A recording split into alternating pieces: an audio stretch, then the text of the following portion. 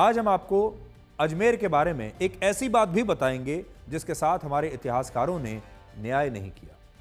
क्या आप जानते हैं कि भारत में 6ठी शताब्दी में चौहान साम्राज्य की शुरुआत आज के इसी अजमेर शहर से हुई थी।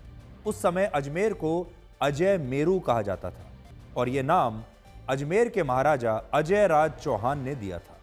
चौहान साम्राज्य के शासन में कई मुस्लिम आक्रमणकारी भारत आए और उनका एक ही सपना था कि एक न एक दिन उन्हें अजमेर पर कब्जा करना है।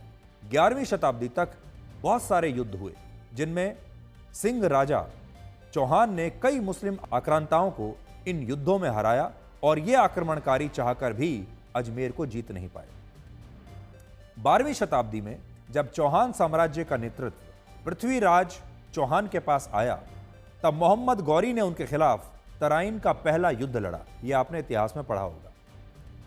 मोहम्मद गौरी जिस फौज के साथ पृथ्वीराज चौहान को हराने के लिए भारत आया था, उसी फौज में ख्वाजा मोइनुद्दीन भी थे जो बाद में ख्वाजा मोइनुद्दीन चिश्ती बने और आज अजमेर की दरगाह में उन्हीं की मज़ार बनी हुई है। अजमेर की दरगाह उन्हीं के नाम पर जानी जाती है। वो भारत में जिहाद का सपना देखने वाले मोहम्मद गौरी के साथ वर्ष 1190 में आए थे और मोहम्मद गौरी हिंदुओं से बहुत नफरत करता था।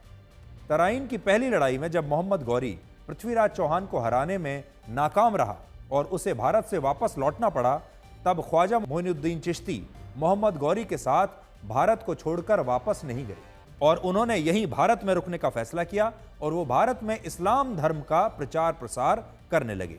ख्वाजा मोइनुद्दीन चिश्ती दिल्ली से भारत के किसी भी शहर में जाकर बस सकते थे, लेकिन उन्होंने अजमेर को चुना। उन्होंने अजमेर जाने का ही फैसला किया और इसका कारण यह था कि अजमेर चौहान साम्राज्य का गढ़ था। जब उत्तर भारत के एक बड़े भूभाग पर चौहान साम्राज्य का शासन था, तब बड़े बड़े मंदिर और किलों का निर्माण हुआ और जब मोहम्मद गौरी ने पृथ्वीराज चौहान को तराइन की दूसरी लड़ाई में हराया, तब सबसे पहले उसने इसी साम्राज्य में बने मंदिरों को तोड़ना शुरू किया और मंदिरों को तोड़कर उन पर मस्जिद और मकबरे बनवा दिए, जिससे आज 2024 में इन पर यह विवाद हो रहा है।